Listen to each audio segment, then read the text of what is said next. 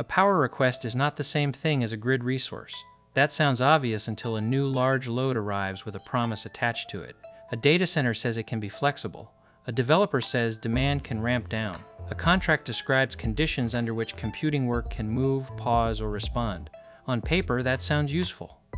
To a grid operator, a utility, or a planning authority, it is only the beginning of the question.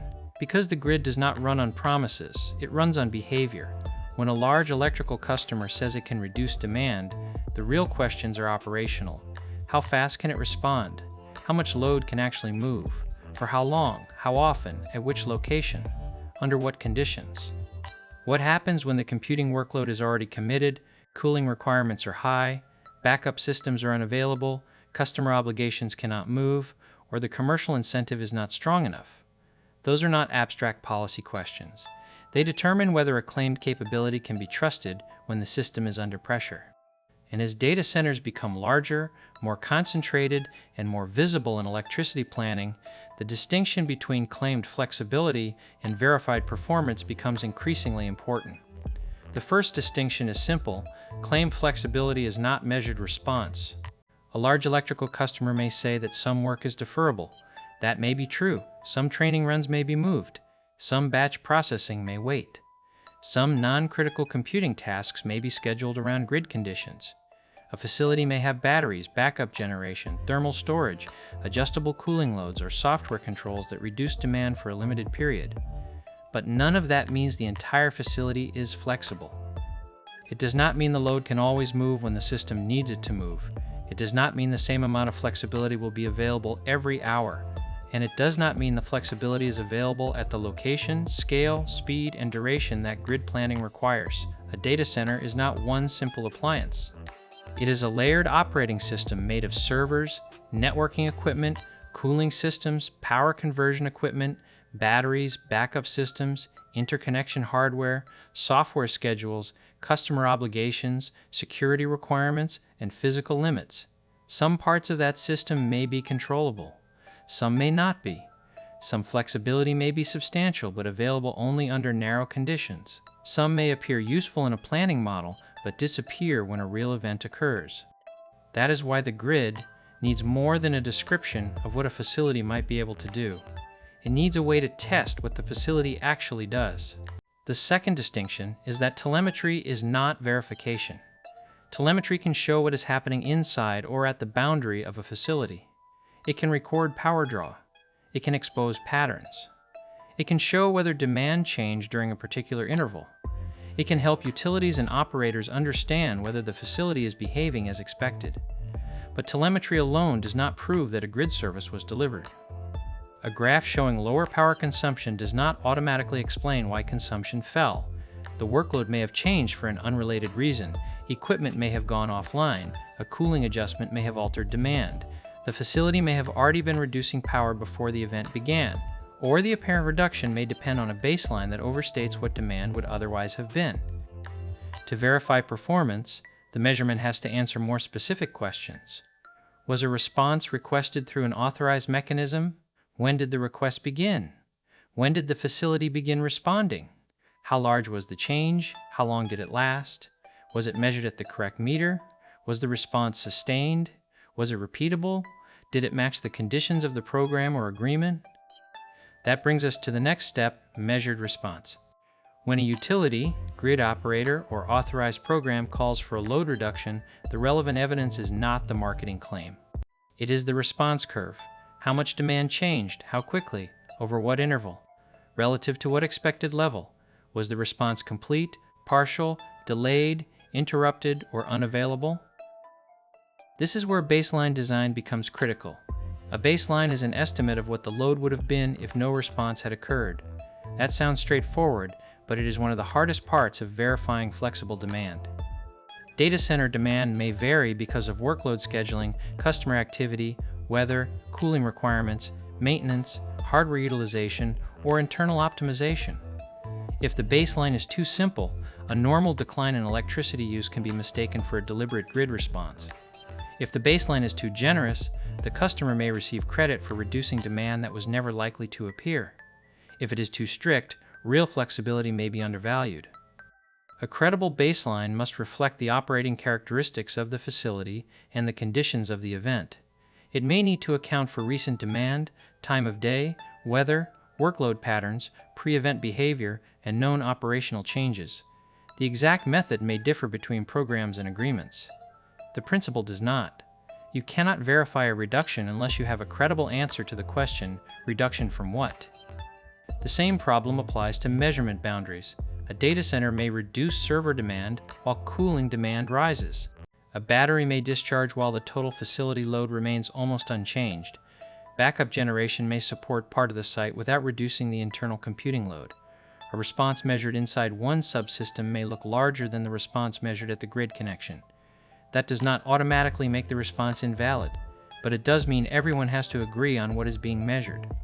The relevant point may be the utility meter, a substation, a building-level meter, a battery inverter, or another approved boundary. Without a clear measurement point, different participants may describe the same event in completely different ways. The third step is verified performance. Verification means the response can be checked against an agreed baseline, measurement method, and performance standard appropriate to the program or agreement. It means there is a way to distinguish normal variation from an actual event response. It means the customer, the utility, the grid operator, and other affected parties are not relying on assumptions, promotional statements, or isolated demonstrations. They are relying on evidence. A serious verification process asks whether the facility responded within the required time, whether it delivered the expected magnitude, whether the response lasted for the required duration, whether it recovered safely afterward, and whether it could perform again under similar conditions. That last question matters because one successful event is not the same as a dependable capability. A facility may pass a demonstration under ideal conditions and fail during a heat wave.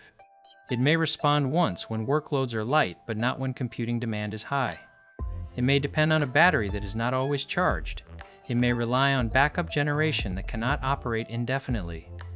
It may be constrained by customer contracts, emissions limits, maintenance, equipment availability, or cooling requirements. Repeatability is what separates an interesting demonstration from something planners can begin to trust. That does not require perfection. Power systems already operate with uncertainty. Generators can fail, transmission lines can trip, forecasts can be wrong, demand can change unexpectedly. The question is whether the uncertainty is understood, measured, and incorporated into planning. A flexible load claim becomes more credible when operators know not only the maximum possible response, but also the probability that it will be available, the conditions that limit it, the duration it can sustain, and the consequences of failure. This is where advanced computing data centers sharpen the issue. Artificial intelligence infrastructure is unusually power-dense, capital-intensive, and timing-sensitive. Developers may want access to large amounts of electricity quickly. Utilities may need to build substations, transmission upgrades, distribution infrastructure, or new generation connections.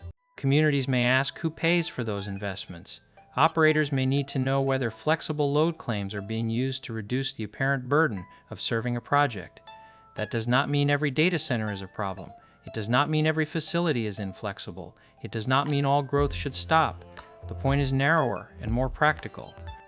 When a large load asks the grid to treat it as manageable, the grid needs evidence of manageability. A carefully bounded demonstration can still be useful. Smaller-scale field tests can show that computing loads, cooling systems, batteries, or facility controls are capable of responding under specific conditions. But a small demonstration is not automatic proof that a hyperscale facility can deliver the same performance. Scale changes the problem. A larger facility may have more controllable equipment, but it also has more customer obligations, more thermal constraints, more internal dependencies, and more consequences if the response fails. The correct use of a demonstration is not to declare the problem solved. It is to identify what was tested, what worked, what did not, and what still has to be proven at larger scale. There is also a cost allocation question. If a facility requires new infrastructure, somebody pays. That may include the developer, the utility, other customers, or some combination determined through applicable contracts, tariffs, and regulatory processes. If the facility can reduce system stress in a measurable and dependable way, that may affect the planning conversation. It may reduce the amount of infrastructure needed in a specific circumstance. It may allow staged development. It may support a different interconnection arrangement. It may create value during a limited set of system conditions, but those possibilities should not be assumed in advance. If the flexibility is uncertain, temporary, unverified, or unavailable during the moments that matter, planners and other customers should not be asked to treat that flexibility as dependable system relief. A promised megawatt of reduction is not the same thing as an observed megawatt of reduction. An observed reduction is not the same thing as repeatable performance. Repeatable performance is not the same thing as a universally available grid resource. Each step has to be earned. That is why the contractual layer matters. A credible agreement should define what response is expected, how it is requested, how it is measured, what conditions excuse non-performance, how often testing occurs, and what happens when the response is not delivered. The contract should not replace technical proof. It should create the structure through which technical performance becomes accountable. Without that structure, flexibility can become a vague promise that means different things to different parties. The developer may see optionality. The utility may see a planning assumption. The operator may see an emergency resource. Other customers may see protection from infrastructure costs. Those are not the same thing. The agreement has to make the obligation specific enough that performance can be tested. Planning depends on trust. Trust depends on evidence. Evidence depends on measurement, response, verification, repeatability, and accountability. That is the progression. Claimed flexibility becomes useful only when it becomes measured response. Measured response becomes valuable only when it becomes verified performance. Verified performance becomes trusted grid value only when it is reliable enough to plan around and credible enough to contract around. The grid is likely to face more large loads offering some degree of flexibility, alongside more digital control and more complicated coordination between computing and electricity. That can become a strength. Large loads may eventually help balance supply and demand, absorb periods of excess generation, reduce consumption during constrained hours, and coordinate energy use with system conditions. But that future depends on discipline. The claims have to become testable. The tests have to reflect real operating conditions. The results have to be measurable. The failures have to be visible. And the contracts have to reflect what the system can actually deliver. The grid does not need better promises. It needs verifiable load behavior. And the institutions that can prove that behavior, technically, contractually, and operationally, will be the ones that turn artificial intelligence infrastructure from a planning burden into a trusted part of the system. Subscribe to Quantum Convergence, AI for the systems-level stories that determine whether infrastructure claims become operational reality.